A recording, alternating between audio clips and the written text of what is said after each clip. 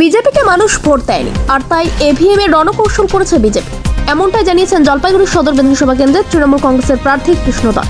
তিনি বলেন, বিভিন্নভাবে কারচুপি করার চেষ্টা করেছে বিজেপি। সাধারণ মানুষের ভোট তৃণমূল কংগ্রেসের পক্ষেই পড়েছে।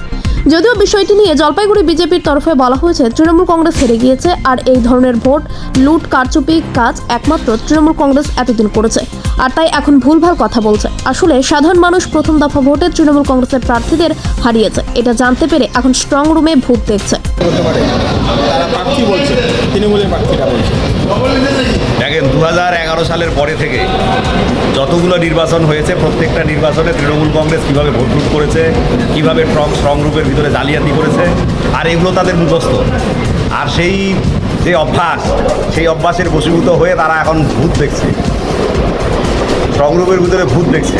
আর তার হিসেবে তারা সে কথা বলছে, কারণ এই কাজ করার মানে সাবলীলভাবে অভ্যস্ত হচ্ছে তৃণমূল কংগ্রেস। তাই তাদের মনে হচ্ছে যে আমরা যা করেছি আর তারই বোধহয় পুনরাবৃত্তি হচ্ছে। প্রকৃতপক্ষে তাদের পায়ের তলা থেকে মাটি সরে গেছে।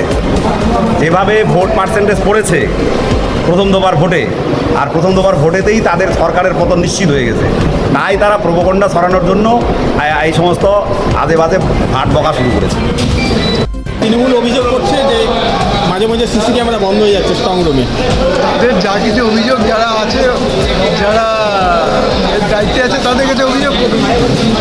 অভিযোগ ইলেকশন কমিশনকে জানান কী প্রবলেম হচ্ছে, কেন হচ্ছে, তাদের কাছে জিজ্ঞেস করলে তারা ক্লিয়ার করবে।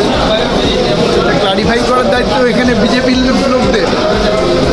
মানে বিজেপির লোক কি দাঁড়িয়ে আছে নাকি যে বিজেপি পরিচালনা করছে তা তো না। মানে আলাদা ইলেকশন কমিশন আছে, তাদের লোক আছে, জেলা প্রশাসন আছে, তারাই এগুলো করছে, আরও আছে, তাদের সাথে কথা বলুন, তারা ভালো করে। অভিযোগটা কি মনে হয় স্যার? এদের অভিযোগ ওরা আসলে দুর্নীতি করতে করতে অভ্যস্ত, তো ওই জন্য বোধহয় ওদের হাতের মধ্যে কন্ট্রোলটা চলে যাচ্ছে। এই জন্য বোধহয় এই যেগুলো ওরা করতো সেগুলোই ভাবছে এইবারও সেরকম হবে। ঠিক আছে।